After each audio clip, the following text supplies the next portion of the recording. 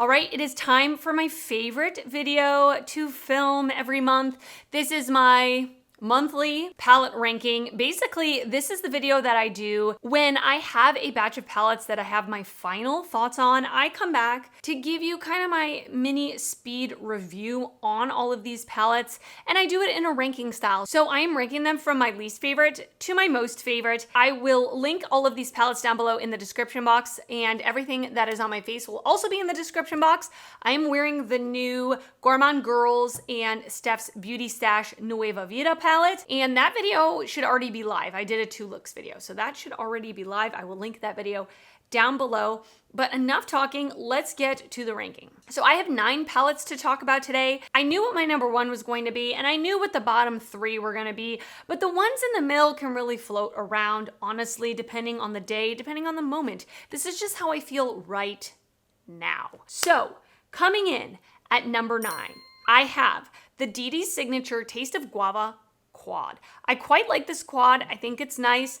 I definitely am not drawn to Dee Signature's packaging. I think that is one thing that I hope that they will improve on in the future, and it will just elevate the brand because the eyeshadows themselves are really good quality. The mattes are nice, and she has reformulated her mattes, and I think they are better than before. I think they could still be improved, but I still think they're really good.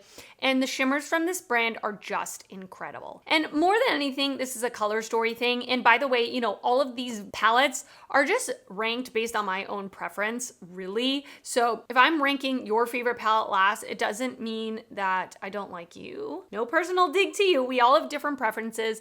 But yeah, this is more a color story thing. I just don't gravitate towards this color story necessarily. But if you like this color story and you love a sparkly, wet looking dimensional duochrome shimmer, this is a good one. Coming in at number 8, I have the Makeup Revolution and Emily in Paris Camera Queen palette. It doesn't say it on here, but I looked it up and that's what it said. Makeup Revolution kindly sent over many things from their Emily in Paris collection, and this is the eyeshadow palette that I got. I think the packaging is fine. It's cardboard packaging with a sticker on it. I much prefer when they do a cardboard packaging versus a plastic packaging. And then on the inside, we have a beautiful neutral color story. And honestly, I really like this color story. I don't have complaints. We have 3 different mattes that vary in depth. This is a sequin shade, like a matte with shimmer, and honestly, it's awful. Like, does not show up. I tried so hard to put this on more as a matte shade, and it was really, really sheer. It actually showed up pretty nice on my hand. But on my eye, I had a really hard time building up that shadow. And the mattes are fine. Like, they're good. Not overly pigmented, but like good drugstore matte shadows, you know? And the shimmers in this are pretty. Some of them are a little bit kind of heavier on the lid. I prefer a really smooth, thinner shimmer. That's just like my preference. But when the looks were done and they were on my eyes, I actually quite liked how the looks came out, honestly. Pretty, everyday for me, neutral looks. I love neutrals. So yeah, I mean, I like this color story. I think the quality is okay. Like, I don't really recommend running out and buying this. I think ColourPop's quality is a little bit better, probably for very similar price point. So I don't necessarily recommend this, but if you are eyeing it, if you are an Emily in Paris fan, I think the quality is okay. Like, I was happy with how the looks came out. Coming in at number 7, we have the Fantasy Cosmetica Wizard palette. If you've been here before, you know why this is so low on the countdown. Although I will say the quality of this palette is amazing. It's honestly just a color story thing. This is primarily blue, and obviously on camera I wear blues a lot because my job here on YouTube is to test palettes and to create looks with palettes to let you know how the quality is and what kind of looks you can get out of palettes, and many palettes have blues, especially lately. So that's why you see me wear blue on camera. But like, if I were to create my own palette, or if I were to not be filming and not be like testing a palette and I just wanted to reach for anything that I felt like wearing, blue would probably be the last color I would wear. But I will say, these types of of blues I much prefer over some other types of blues we'll get to later that are more like teals, aquas. I much prefer like a true blue. I will say, like I said, the quality of this I think is phenomenal. The mattes are very pigmented, very buttery. This shade Graviturgy, which is a holographic multichrome, is stunning, like very smooth on the eyes, super multidimensional. You can see those holographic pigments in it. I honestly think it's so beautiful. All of the shimmers in this palette are so beautiful. I love the addition of these two like butter yellows. I think it just adds something different to the palette and breaks it up a little bit so that you can have a little bit of variety of looks. But generally speaking, when I use this palette, I'm getting a blue look, which again, just not in my preference. But if you are a blue lover and you've been eyeing this, I honestly, the quality is very good. I wouldn't steer you away from it. It's just, you know, you get what I'm saying. I don't have to repeat myself. Coming in at number 6, this was a little bit of a surprise to me, but I do this very organically, okay? I have the palettes out in front of me. I just grab them, touch them, kind of just how I'm feeling in the moment. But this is kind of coming down towards the bottom half, but towards the middle. This is the Dead Roses palette from Bella Beauté Bar. Now, I think the quality of this is so good. I actually prefer Bella Beauté Bar's mattes over their shimmers. A lot of their shimmers are textured, kind of chunky shimmers. Not my favorite, I'll be honest with you. Like I already said, I definitely prefer more of a smooth shimmer just because I feel like it can accentuate texture on my eye, make my eye like lines look a little bit more enhanced, which I'm not a big fan of. But I will say the shimmers in this are beautiful. I think all of them are at least duochromes, if not a lot of them are multichromes. And the mattes in this are just very buttery, very blendable, very pigmented. Some of the greatest mattes, honestly, in my collection. I love that they've included a lighter matte up here. They don't always do that in their palette, so I appreciate that. And then we have a variety of reds, of pinks, of purples. I really, really like the bottom half of this palette a lot. This top half, I'm not crazy about wearing like corally reds. Again, it's more just a color story thing. I like other color stories going forward more than the top half of this palette. And with such great palettes that are coming out now, I have to be extremely picky. And that's kind of my only complaint. Like, yeah, I mean, it's just the top half is not like my perfect palette, but not every palette has to be perfect for me. Not every palette has to be everything I've ever dreamed of. But if this is a color story you like, again, I would say quality-wise, fantastic. Coming in at number 5, I have the Wicked Widow Beauty Lovesick palette. I really love when Wicked Widow Beauty does these little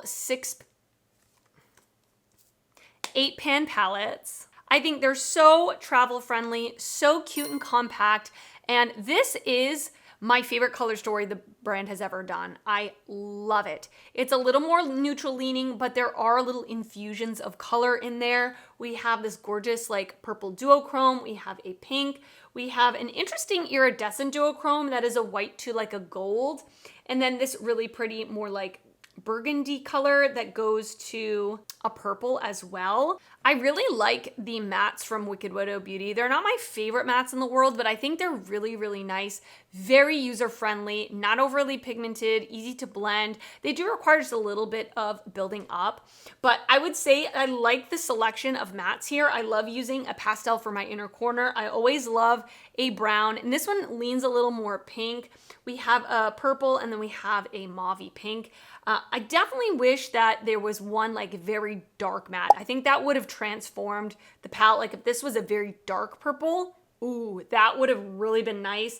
Because we have this really dark shimmer, I like to ground it with a dark matte in the outer corner. Now, of course, do I have a dark purple I can reach into? Absolutely. But with these rankings, I try to rank them just as standalone palettes. My other, I don't want to say complaint, but the other reason why this is just not coming up at the top is I feel like some of these shimmers are a little chunkier and a little bit more messy than I'm used to from the brand. All the other palettes I have from the brand, the shimmers are just very wet, like ultra glidey, and the shade Memories and the shade Love Like Winter are a little bit more on the textured side. Now that makes them ultra sparkly, ultra light catching.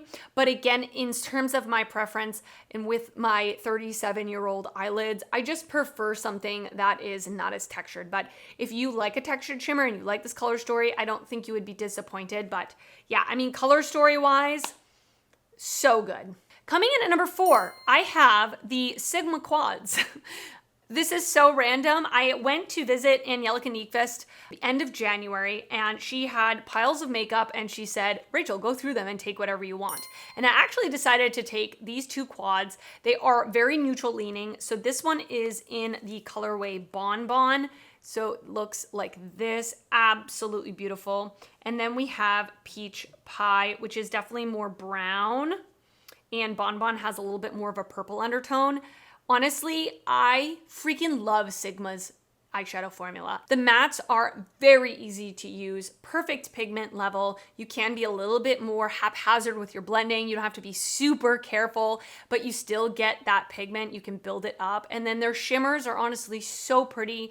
Standard shimmers that are a little on the drier side. I don't say that in a bad way, but they're still smooth and they're still really shiny on the lid. Just stunning. And I love how these quads are set up with 2 mattes and 2 shimmers. I'm able to create very cohesive looks with these. I can definitely see myself traveling with them. They're just really, really pretty. And every time I wore these palettes on my eyes, I really, really enjoyed my look. But I will say they're not coming up at the top, just because of excitement level. The other things like 1, 2, and 3, they excite me a little bit more. Coming in at number 3, number 2 and number 3 were very, very, very close. I was going back and forth in my mind, honestly, for weeks because I feel they're very similar, but different. But I really had a hard time placing them. But in the end, I decided number 3 is the Aurora Lights palette from Simply Posh Cosmetics.